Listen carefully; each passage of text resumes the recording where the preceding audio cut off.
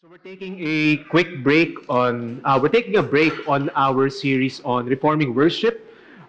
It's been a weeks long, or I would say months long, that we have considered the attributes of God as we come together in worship. And for this session, we're gonna do a review on the topic on family worship. And our goal in this particular session is that aside from just refreshing our minds on the topic of family worship, I would like us also to see the benefit, the beauty, and as well as the loveliness of doing family worship, and to see that it is indeed a means of grace para sa ating mga pamilya as we do it in our respective homes. And to begin the topic, and maybe by way of introduction, whenever we watch sports, and marami sa atin dito mahilig sa basketball, especially the men, and maybe the women have probably watched a basketball game. And if you happen to watch a full length of the basketball game, there is what you call a timeout, na kapag ang isang coach or ang isang team would ask for them to take a timeout, you would see them huddling very quickly. I'm not quite sure for how many seconds or how many minutes that they would do that. But during the timeout, it is when the coach would give a very quick instruction or a very quick guidance to the team as to what they will do in order for them to strategize better in their approach sa kanilang game, and hopefully they would take a leading sa kanilang score over the opposing team. And in a sense, when we look at family worship, in the midst of the many things that we do all throughout the week, marami sa atin, especially during the time that we are living in right now, a lot of us are very busy, but whenever we get to have the privilege of doing family worship, in a sense, we are doing that time out, we are huddling together as a family, and we get that immediate refreshment coming from the Word of God as we avail ourselves privately of the means of grace. So again, we will be talking about family worship for this session. And whenever we hear ang two words na ito, ang family worship, especially for us who are single, and maybe if you are someone who is not yet married, you are thinking, how does it look like whenever families are gathering together, or couples are gathering together for family worship? Maybe you're wondering, how does it look like? And maybe it's something that you heard for the first time. And pag inisip natin ng family worship, it could be something parang masyadong malaki ito sa ating imagination. But for us to understand clearly ano ba talaga ang family worship, I'd like to begin with a definition to inform us what we mean when we say family worship. And I'd like to propose this definition for family worship. It is a gathering of those who are living under the same roof or the same household for a special time of private worship. So it is a gathering of those who are living in the same household or the same roof for a special time of private worship. Sabi ni James W. Alexander in his book, Thoughts on Family Worship, and I quote, "Family worship, as the name imports, is the joint worship rendered to God by all the members of one household." So if you happen to find yourself as a member of a household, this is where you and a family is regularly observing, coming together, praying, singing hymns, and talking about the Word of God, reading the Word of God, singing the Word of God, praying to God through the Word, then you are, in a sense, already, or actually you are already participating in family worship. Now, when we say family worship, we are not saying that this is an alternative to what we call yung corporate worship. Family worship is distinct from corporate worship. Now, maraming mga distinction between private worship or family worship with corporate worship.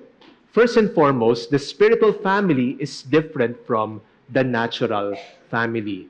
The usual attendees ng ating mga family worship are members of the same household, and therefore yung mga nagiging participants sa ating family worship may not necessarily be believers. Kumbaga, iniimbitahan lang natin sila to tell them that you might want to join us in family worship, and they will be there, they will participate in your respective private worship. Now, a corporate worship is a gathering of the spiritual family. But we're not saying na hindi welcome ang ating mga unbelieving family members. Of course, they are welcome. And we would encourage them to join us in corporate worship. But primarily, corporate worship is a gathering of those who are believers of Christ. It is a gathering of believers who are covenanted with one another. A local church is made up of regenerate members who are covenanted together, while a family is made up of members who are related by blood. And at times, even yung mga nakakasama natin sa ating tahanan who are not necessarily our relatives, or let's say meron tayong mga kasambahay na namamasukan sa atin, we also encourage them to also join our family worship so they could also benefit from the Word of God. Second, church worship happens on the Lord's Day, while family worship happens on days set by the family. So dito meron tayong flexibility. Nagba-vary ang ating mga schedules all throughout the week, but corporate worship or the worship of the church happens on the first day of the week, or kung tawagin natin ay the Lord's Day. Third, church worship is led by pastors and able men.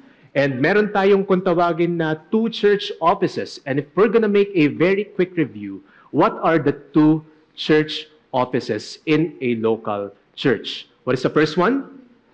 The pastors or elders. Second, the diaconate. And the third, nagsis na.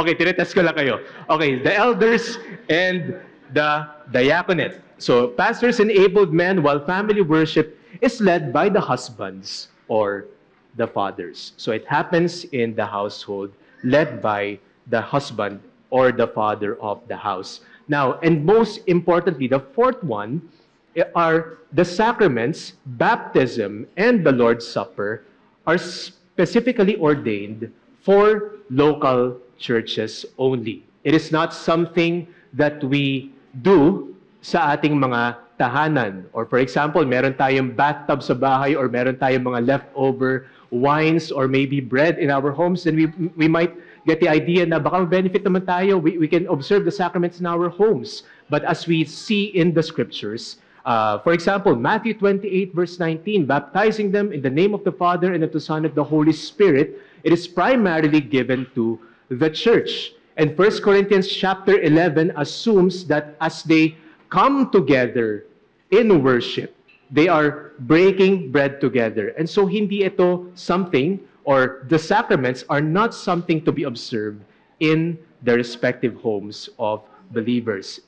It happens in the local church. And so the point is, family worship is not a replacement nor an alternative to corporate worship. Sabi ni Donald Whitney in his book, Family Worship in the Bible, in History, and in Your Home, and I quote, having your family in a Christ-exalting, gospel-centered, Bible-teaching local church is crucial to Christian parenting. But it is not enough for conveying to your family all you want to teach them about God and your beliefs. So, ito yung mga, some of the understanding or some of the things that even other believers would think of dahil sinasabi nila masyado silang busy. And maybe we can just delegate our responsibility to the Sunday school teachers, the people in the church that are more equipped in teaching our children, and sila na bahala mag-share sa kanila about the Word of God. Sila na yung maging in charge na lang to share the gospel. It is given primarily to the parents. And the parents, especially the father, must take that responsibility in teaching and training their children about God and the words of God.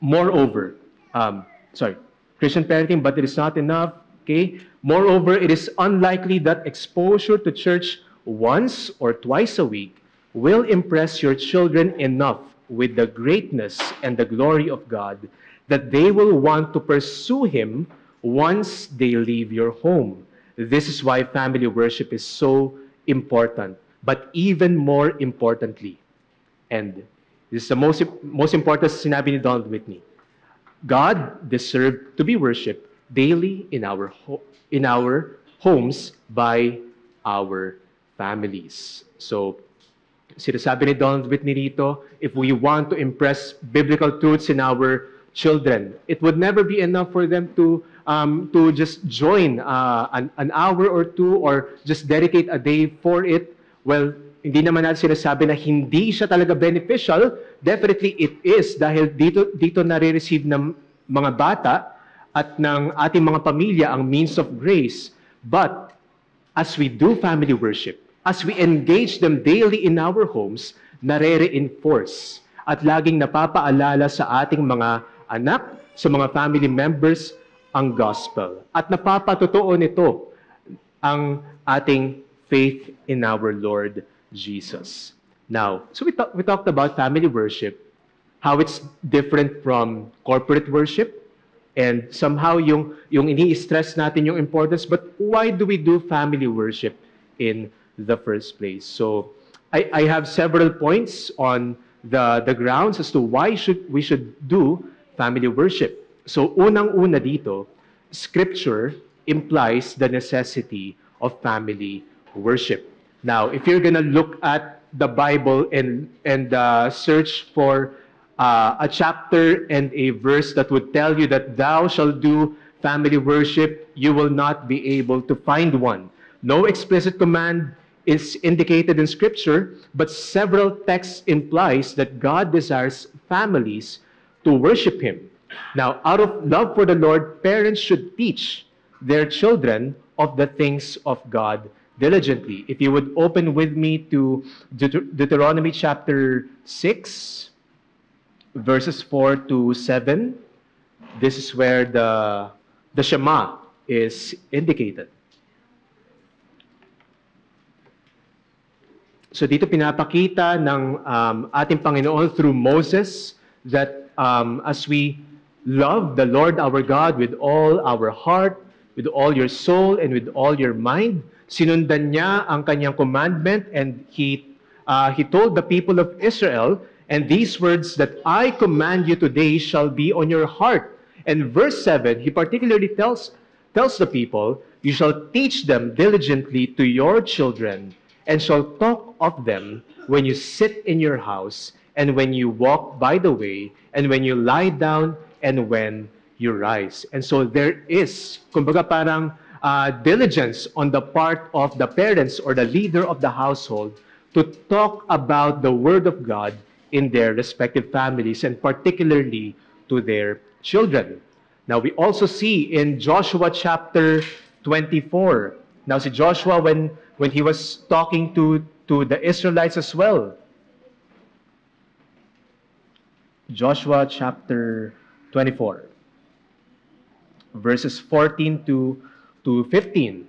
Sinabi niya rito, now therefore fear the Lord and serve Him in sincerity and faithfulness. Put away the gods that your fathers served beyond the river and in Egypt, and serve the Lord. And if it is evil in your sight to serve the Lord, choose this day whom you will serve. So parang pinapipili niya rito yung mga tao, no? So whether the gods of your fathers served in the region beyond the river, or the gods of the Amorites in whose lands you dwell. Now, it is sinabi ni Joshua, but as for me and my house, we will serve the Lord. So that is the kind of resolve that Joshua had for him and his family to worship and serve the Lord. Now, we also see something in the Psalms that talks about teaching the succeeding generation. Psalm chapter 78, verses 5 to 8. So that the generations would set their hope in God and not forget His works, So paano ba mangyayari yon that even the succeeding generations would be able to know the Lord and be able to understand and receive His teaching? It says here in Psalm chapter 78, verses 5 to 8, He established a testimony in Jacob and appointed a law in Israel, which He commanded our fathers to teach their children. For what purpose? That the next generation might know them, the children yet unborn, and arise and tell them to their children, so that they should set their hope in God and not forget the works of God, but keep His commandments. And that they should not like be their fathers, a stubborn and rebellious generation, a generation whose heart was not steadfast, whose spirit was not faithful to God. So this is a means of grace so that the next generation would be able to know the Lord, and this is also a means of grace for their protection, that they would not be like their fathers who was not faithful to their God. Second, it is founded in God's being. Now, the essential nature of divine love is shared among the three persons of the Trinity. Now, the Father, the Son, and the Spirit does not need human beings or their creation in order for them to become happy and in order for them to show and express love. Love has been communicated from all eternity between all persons of the Trinity. The Father eternally loving the Son, and we see that in John chapter 17, verse 24. So in his high priestly prayer, he said, the Lord Jesus said, Father, I desire that they also, talking about the disciples, whom you have given me, may be with me where I am, to see my glory that you have given me, because you loved me before the foundation of the world. So from all eternity, the Father has loved the Son, and the Son has loved the Father. And the Holy Spirit communicating God's love to His people, the Holy Spirit pouring out the love of God in the hearts of the redeemed. We see that in Romans chapter 5, verse 5. Sabi ni Joel Beakey in his book, Family Worship, and I quote, the theological foundation of family worship are rooted in the very being of God. The Apostle John tells us that God's love is inseparable from His triune life. God's love is outgoing and overflowing. It shares its blessedness from one person of the Trinity to the others. God has never been a solitary individual, lacking something in Himself. The fullness of light and love is eternally shared among the Father, Son, and Spirit. So God did not pattern His love after earthly families. Rather, earthly families are patterned after God Himself. Third, why do we do family worship? To bring glory to God. Sabi ni J. Merle Diobin in his book Family Worship, my brethren, if the love of God be in your hearts, and if you feel that being bought with a price, you ought to glorify God in your bodies and spirits, which are His. Where do you love to glorify Him rather than in your families and in your homes? And this is a good point that Merle have indicated, because if we are to know whether such person truly loves the Lord, pwede natin makita yun as we gather in corporate worship, but more importantly, this is becoming more evident in the homes. You love to unite with your brethren in worshiping Him publicly in the church. You love to pour out your souls before Him in your closets.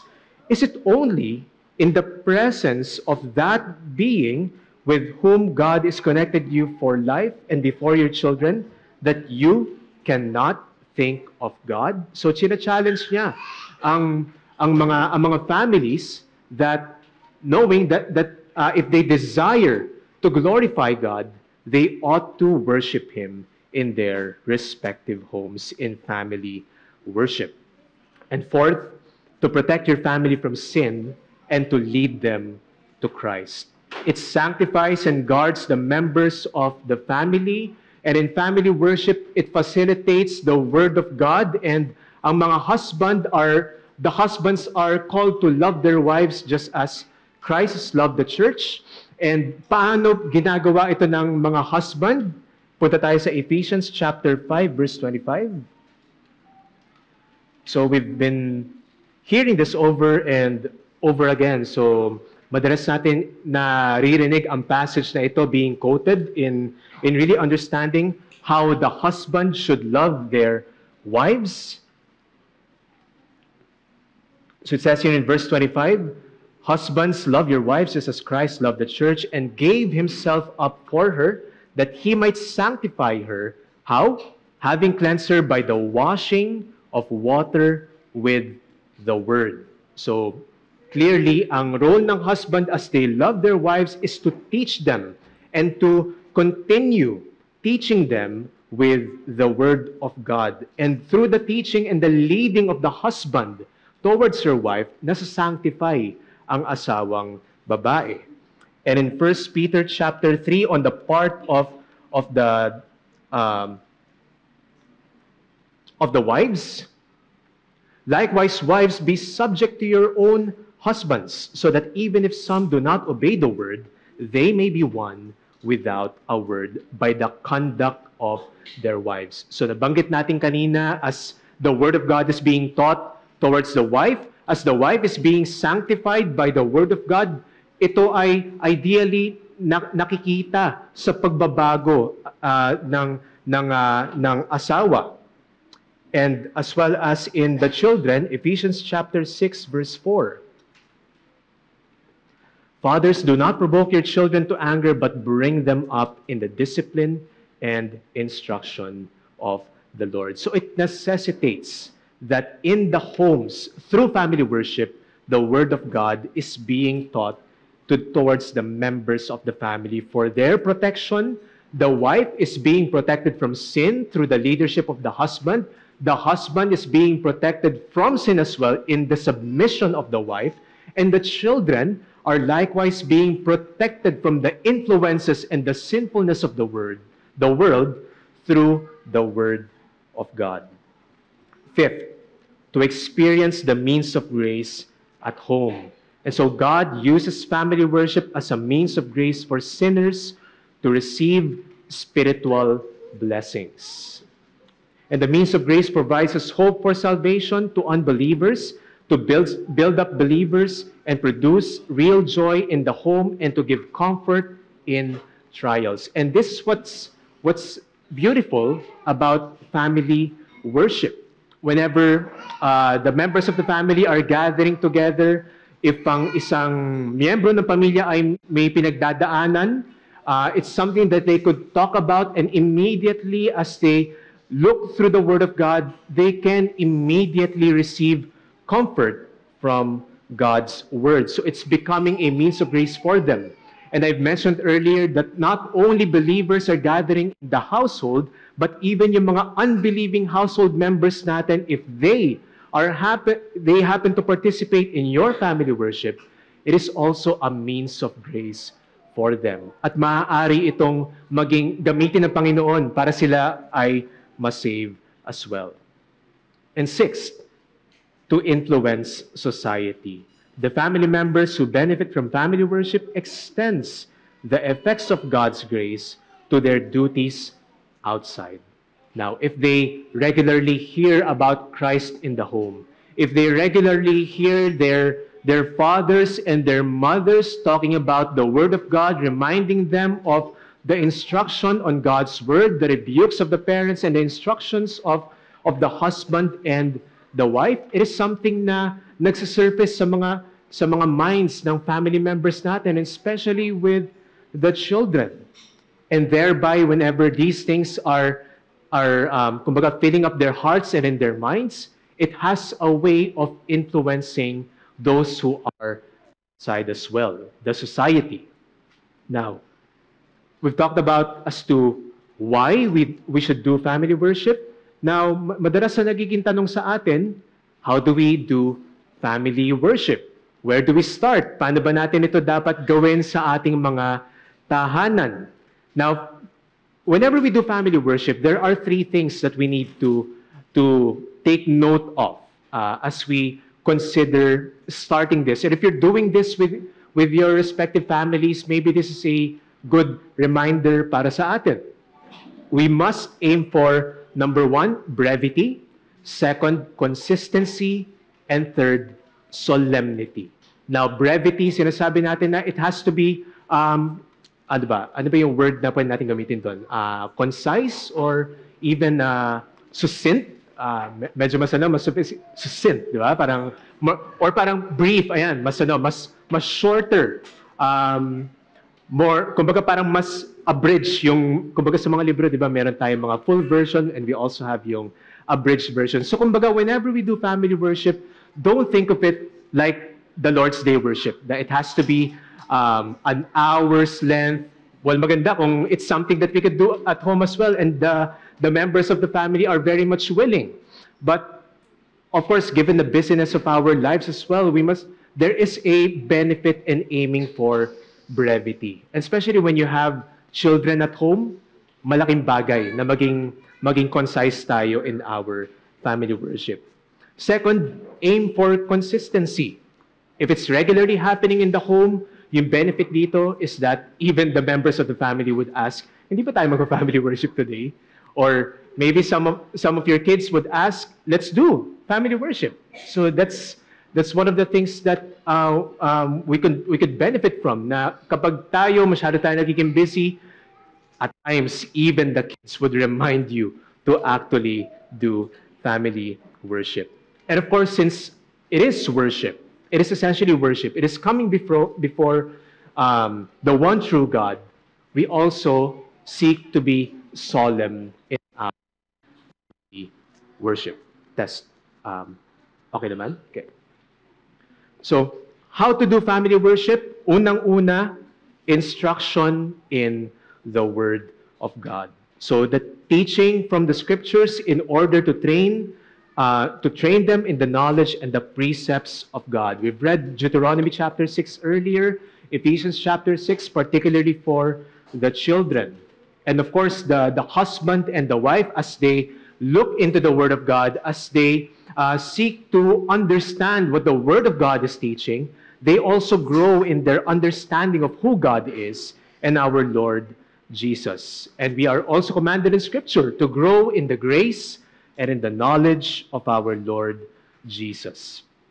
Now, we also have some recommendations for families with younger children. And I hope this is something that's going to be beneficial for us as we consider doing family worship with them, or if you're doing family worship with them, read few verses from the Scripture and select one text to memorize as a family. So marami rin po tayong mga resources na available ngayon through books, and they would often give recommendations on what passages we could memorize for the day or even for the week. So may mga ganun tayo, and if you could also do in your family worship, read 10 to 20 verses from the Old Testament, and in the morning, kung kaya, and in the evening, this is something you may also apply in your family worship, another 10 to 20 verses in the New Testament naman in the evening.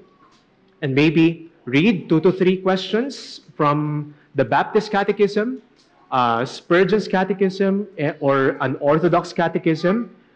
You may also make use of the Pilgrim's Progress. I know a family here who is using that as a material for their own family worship.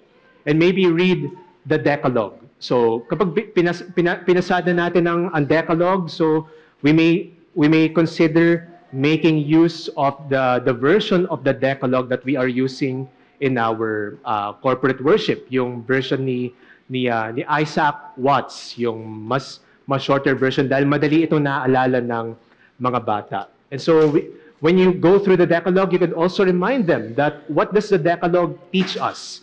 Na pwede natin sabihin that first, God is holy. Second, that we are sinners. And because we are sinners, we are in need of a Savior. And maybe you could ask them, who is the Savior? Jesus Christ. So you can do something like that as well. So we keep on giving instruction in the Word of God. And if your family has older children, read one chapter in the Bible per family worship session. And if you have a study Bible, we have a lot of available resources nowadays, whether physical or digital. We can read the explanation in the study Bible so that we can understand the text further. And of course, every week we have our family worship guide. So after natin marinig ang sermon on the Lord's Day, we can take it with us as we go through the week and read the family worship guide so that we can consider that in our family worship. And if able, give a short devotion in your family. So instruction in the Word of God. Second, prayer before the throne of God. So express desire and dependence upon the Lord for the blessing of His grace and to seek God's help as well as we approach Him in prayer. And so some recommendations as well. Whenever we do our prayers in family worship, you can go through the Lord's Prayer. I remember as a child in the school that I have attended before, parang every day meron kami at the start of the day we will be reciting the Lord's Prayer. So the one that's taken from the Gospel of Matthew. And maganda ito na parang na-memorize ng ating mga anak sa ating tahanan, and it's something that can be beneficial for them as well.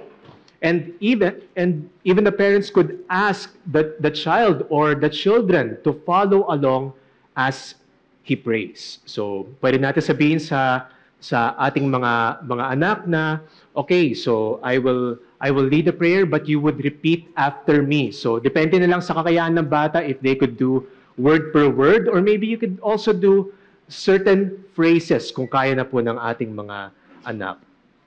And pray that God would, of course, grant repentance and faith to the young ones in our family. Now, also consider na para sa mga mas batang participants ng ating family worship, shorten our prayers as well. And it's something that would be good for them as well. Hindi naman kailangan na parang pastoral prayer or congregational prayer na ganun kahaba, but we could simply make it shorter para sa kanilang benefit din. Third, singing to the glory of God. So allowing the word of Christ to richly dwell as you sing spiritual songs. So let's go to Colossians chapter 3, verse 16.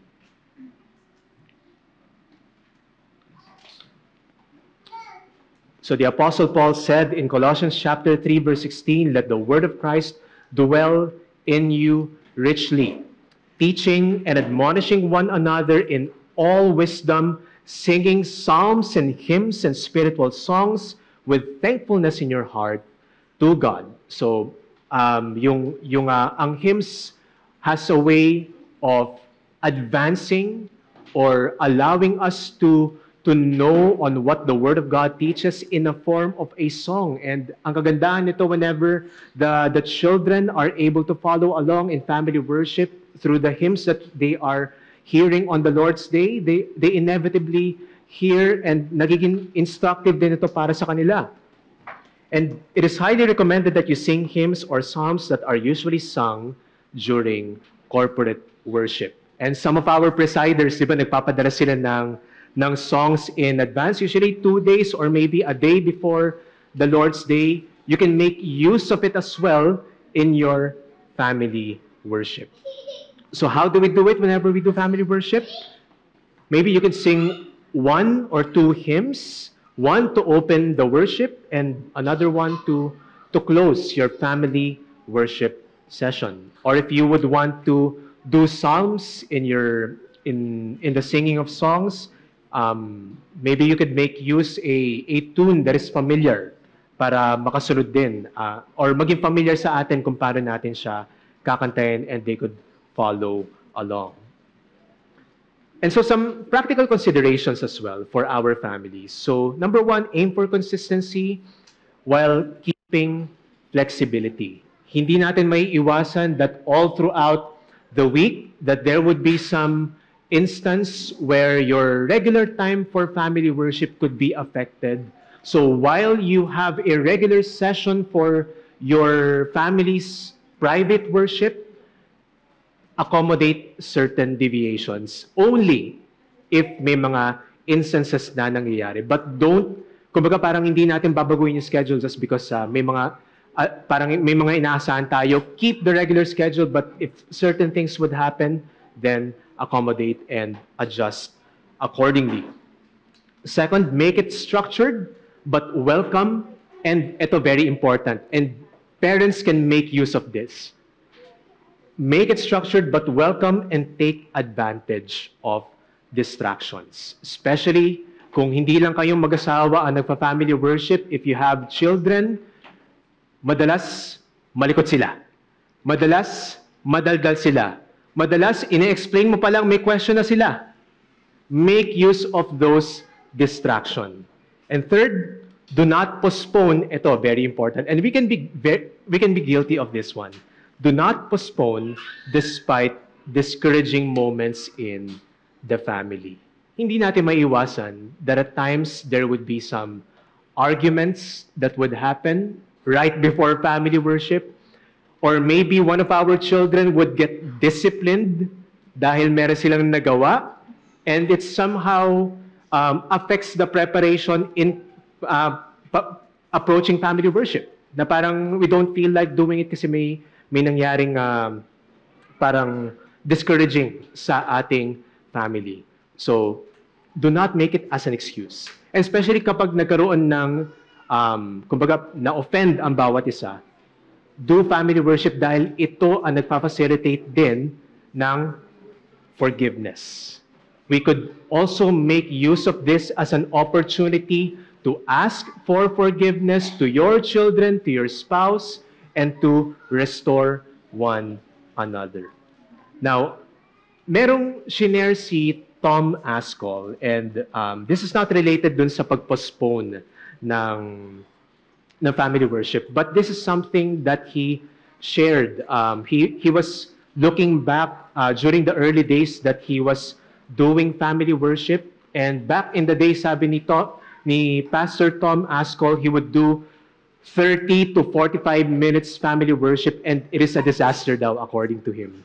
Now, sabi niya dun sa kanyang article na Family Worship for Dummies, that one day a Presbyterian minister invited our family to dinner. He had 3 small children who were a few years older than my toddler and infant, and at his table, after meal, he asked if we minded joining them for family worship. So after meal, it invites sila for family worship. Then he pulled out a copy of Leading Little Ones to God, read a chapter, led us in singing the doxology, and prayed briefly for our families. The whole thing took less than 7 minutes. The whole thing took less than 7 minutes. I remember thinking to myself, I can do that. That night marked the beginning of a pattern of family worship that by God's grace has continued since. Now, sabi natin kanina, we should aim for brevity. There are some things that we do all throughout the week, and family worship, no matter how short it is at the end of the day, a means of grace for our family. Just imagine, in your work, you are demanded of. You are accomplishing a lot of things, and you can give yourself a pat on the back for doing something great at work. All throughout the day, you are demanded of, and napapaalala sa atin yung ating pagiging sinful. 5 minutes into the Word of God, 5 minutes into the singing of the hymns, 5 minutes into prayer and humble dependence on the Lord would remind you of the comfort that we have in Jesus Christ. Now, para sinabi natin sa time out, na kumbaga, and taking a short break from your preoccupations, you gather as a family to remind yourself of the Word of God. Now, it especially benefits us in a few moments of gathering in family worship to remind us of the gospel. And so, ang tanong naman is, okay, so We've answered how to do it. You've covered some practical considerations, but when should we do family worship? Kailan ba natin siya dapat ginagawa? So, sinabi natin kanina, it happens all throughout the week, but families should at least aim to do family worship at least once a day. Now, the Puritans do it twice. And ang isa sa mga examples dito ay si Richard Baxter. He does family worship in the morning and in the evening. But I do understand that a lot of us have work in the morning at madalas umaalis tayo na maaga, and there are times that we're not able to meet our family in the morning. And the time that we can only have with them is the evening. That is fine. But as much as you can, gather your family for a private time of worship.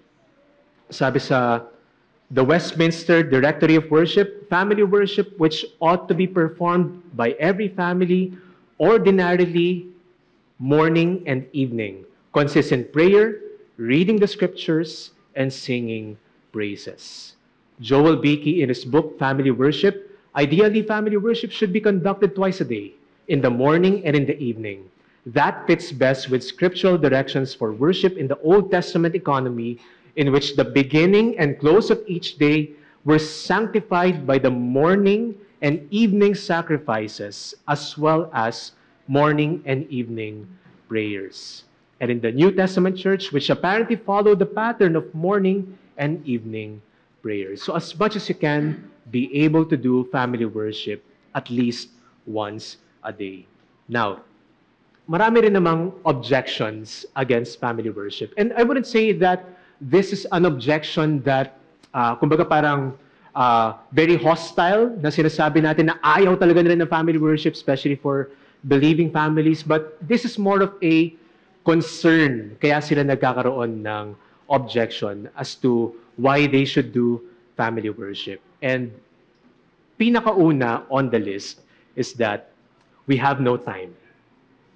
We don't have time to do family worship. Now, we should note that we make time for what's important and what is pressing. If we do understand that the well-being of the souls in our household is of primary importance, then shouldn't we make time for it? Shouldn't we make time at least a few minutes in a day or in the evening to talk about the gospel and remind ourselves on the hope that we have in Christ? Sabi ni Samuel Davis in his sermon on the necessity and excellence of family religion, and I quote, "Were you formed for this world only, there would be some force in this objection." So kung sinasabi niya rito, kung ginawa lang tayo para sa present world, then the excuse of not having time for family worship holds water. Kumbaga, mabigat yung ano yun, valid yung argument na yun. But how strange does such an objection sound in the air of an eternity? Pray, what is your time given to you for? Is it not principally that you may prepare for eternity? And have you no time for what is the great business of your lives? So, challenge siya rito yung mga nagsasabi na wala silang time in doing private worship. The point is, our spiritual well-being is a matter of primary importance. And so, we should make time for it. Second, I don't know where to start. Ito yung usual concern ng iba. They don't know how to start. But we shouldn't be thinking na parang sobrang kailangan grandiose ng ating family worship na dapat meron tayong I've tried this before na meron kaming family liturgy. At times ginagamit ko pa rin siya, but if there would be times where things could get busy, then a simple gathering of the family for prayer, reading of the word, and the singing of hymns would be enough for our family worship. But for those who don't know where to start, make time, prepare, and probably make use of a family worship guide, our family worship guide. Keep it simple. Start by gathering the family for prayer, sing a familiar hymn, and read the Word of God. A third, I'm not gifted for it. Kumbaga parang sabihin natin na hindi naman ako preacher, hindi naman ako biyasa sa pag-exegete ng scripture. In fact, gusto ko matrain pero I am not yet trained for me to be able to do family worship. Sabi ni James W. Alexander, family worship is not a service which demands genius, erudition, or eloquence. You have education enough to read a portion of the scriptures with propriety and solemnity.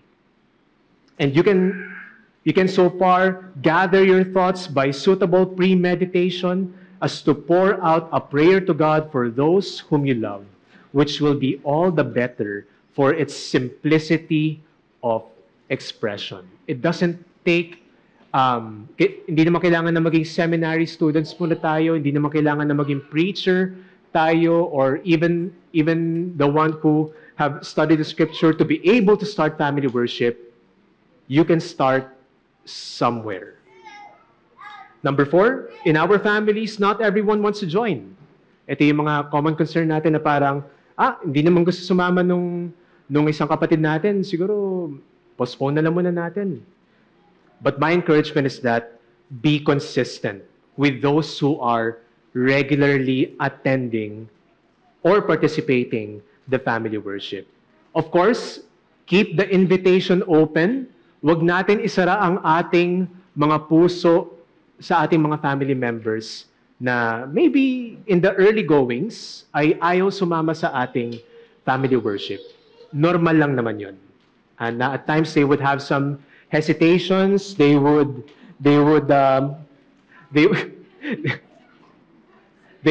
have some excuses to tell you that marami akong ginagawa. But keep the invitation open. It is much better than saying na wag na lang. And of course, as you regularly gather as a family, pray for those family members who are not participating your family worship, and also pray for their salvation and seek an opportunity to always share the gospel. And another one, what if the father does not lead? What if the head of the family is not taking up his responsibility in leading family worship? Now, if that's the case, the mother should lead. And if she has a male child in the family na of age naman na, then the mother should start training the child to lead future family worship. Again, be consistent, encourage the father, and if the father still does not want to do family worship, then pray for him na sana balang araw siya ay ma-encourage to do family worship. Now, as a conclusion, every family sets a pattern of worship, whether it's money, material things, or pleasures in this life. Every children is brought up to worship something. Now, if you are not worshiping the Lord, you are worshiping something else. And if you are not developing a habit of worshiping God in your own household, then it only goes to show that we are making more time in something else other than God. And so the question is, who do we worship at home? What preoccupies most of our time in our homes? But may this resolve from Joshua be in our minds and our hearts, dear brothers and sisters. But as for me and my house, we will serve the Lord. And so that ends our lecture on family worship. Any questions? See, CJ, Mio, and John.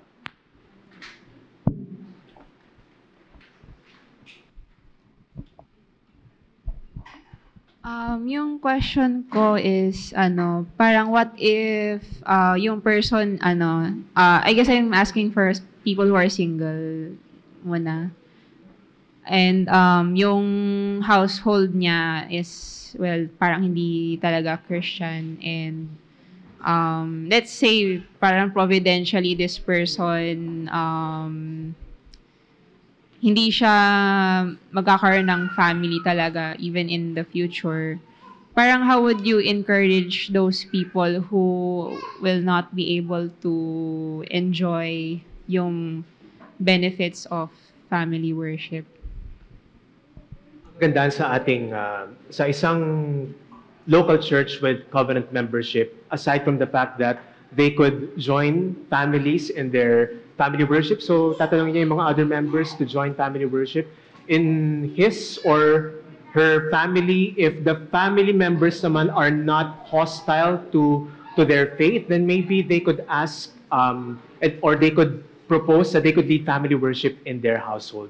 But we do understand that there are some households that are pretty hostile to the Christian faith. Then that's the time na kailangan talaga ipag-pray ng ating kapatid na nagsisik na makapag family worship in their household. So I think iba-iba rin kasi yung makeup ng mga families natin. But if they have the opportunity and if the family would be able to would be open for the would be open for the Christian member of the family to lead family worship, then by all means, go.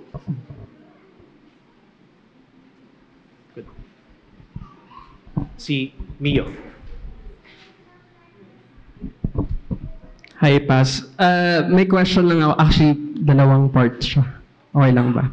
Anyway, dun sa fifth objection na, ano lang siya, studious hypothetical question lang from me. Dun sa the father... Hindi curious. Hindi curious, studious. Yung sa the father does not lead, syempre parang allowed naman yung mom, di ba, yung woman to teach yung other women and yung mga anak niya, yung child niya. So, kung talagang nag-abdicate ng role yung tatay, di ba? So, yung question ko, may certain age bracket ba na kunyari, 18 na yung male child niya, bawal na, di na siya pwede turuan kasi adult na siya. Dapat ini-encourage na niya yung anak niya na siya naman yung mag-lead ng family. May ganun ba? May ganung age, ano ba? Or like cultural thing lang ba siya? Or, Hindi naman siguro bawal. I think yung dun sa parang, kumbaga yung babae teaching yung kanilang mga anak in the household. I think we see that in 2 Timothy chapter 1. So yung si grandmother Lois passing on the faith to Timothy. So we see Lois. Kumbaga parang it's assuming na tinuruan niya si Timothy in their respective household of kumbaga of the faith, no? So pwede naman yun, especially in the early goings where the mother is kumbaga parang leading the male child, but eventually dito papasok siguro yung tinetrain niya na eventually yung anak na lalaki would eventually lead family worship. And maganda rin yun na natitrain habang sila ay nandun sa household pa lang, so that when and if God wills that they get married, they know how to do family worship in their respective homes as well. So nakakatulong yun, and it's going to be beneficial for the male child. thanks, Pas. Hi, Pastor John. So this is regarding the concern against family worship of not everyone wanting to join. So let's say in inviting, let's say a father or a mother is inviting their children to come worship with them for family worship, but they don't want to join. Let's say in the toddler age bracket, so maybe like 3 to 6.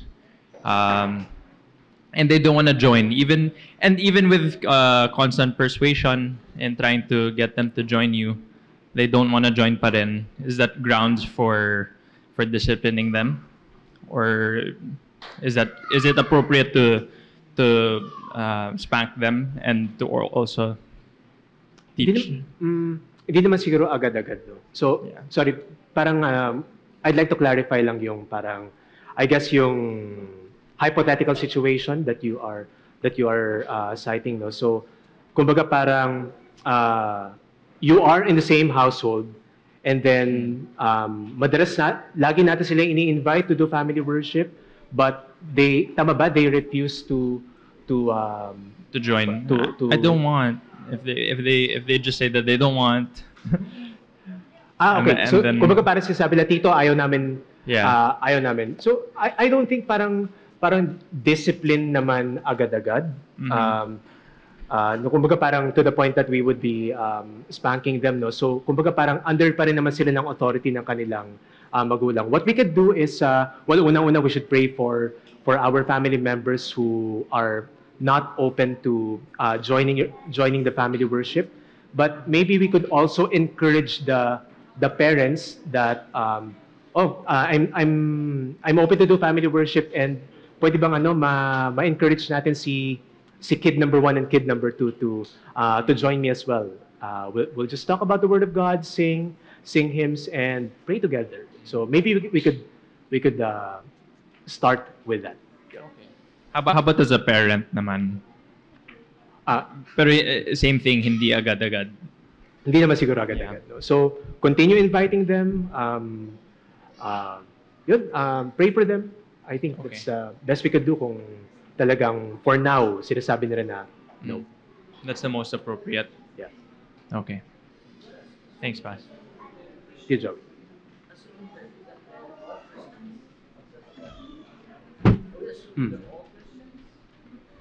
Okay. So may question si Tito Joey. Well, the question was, is that assuming that they're all Christians?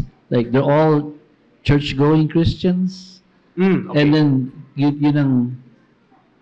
is that the scenario? That they're all Christians, they're all going to the same church, local church, ayaw mag-participate ng ibang family members sa family worship, Okay. even led by the father? Okay. Assuming that they're all Christians in kumbaga parang fellow covenant members sila in the local church, then maaari na kumbaga parang dito natin mas pwedeng maging rebuke natin yun sa father if they are not doing family worship in their homes. Kumbaga parang in their role as a dad, dapat they are leading their family in worship, and if they are not doing their responsibility, then they're ultimately not doing their responsibility as a father. So, pwedeng dapat ma-rebuke yun, kailangan ma-admonish sila, they need to be reminded of their responsibility as the father of the home to lead their family in worship. If that's the case, kumbaga parang all Christians and fellow members of the local church. Pero kung, let's say, professing believers, you happen to be in the same household, maybe some sort of an encouragement lang for them to begin family worship, talk to them about the benefits of it, and pray for them. I actually have a question also about singles. No? So, single members of a local church who are in a situation where either the family is hostile, or maybe they're living by themselves. They're single, living by themselves. They're not in a family. Single living. So, in that situation, is it advisable that they sort of be adopted by a family that is doing family worship and they join that family worship? Or is it more advisable that they find other fellow single members of the church and then do their worship together as a group of singles? I think the second scenario would be, I think that's something that we could encourage yung mga single members natin, no? That they find other members of their local church na single, kumbaga para they would find some sort of time within the week that they could do private worship, and I think that's something that we could encourage as well sa ating mga fellow members. Pero that is different from getting together for like a Bible study or something. Or is that the same? Would that be the same as a group of singles together as family worship versus getting together in fellowship for purposes of Bible study? Of, Iba ba yun? kumbaga parang yung mga formal Bible studies na Like a D group or but what I'm trying to understand is ano ba yung best alternative for singles who are living on their own, living by themselves, they cannot participate in their own family worship. Is the best alternative for them, especially if they're members of a local church, to gather with other singles in the same situation and form their own family worship.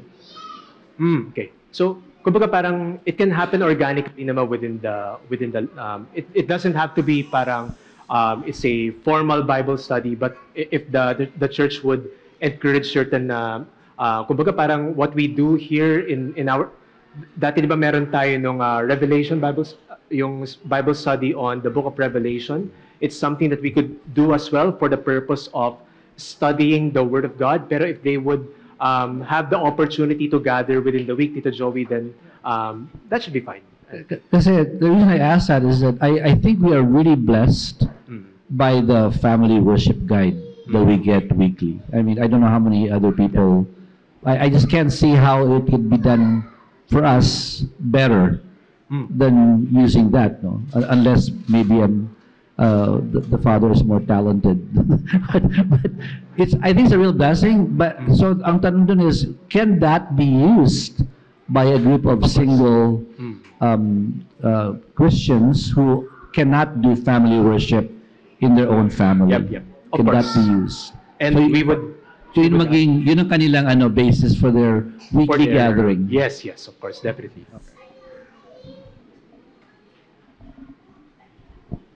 Any other questions?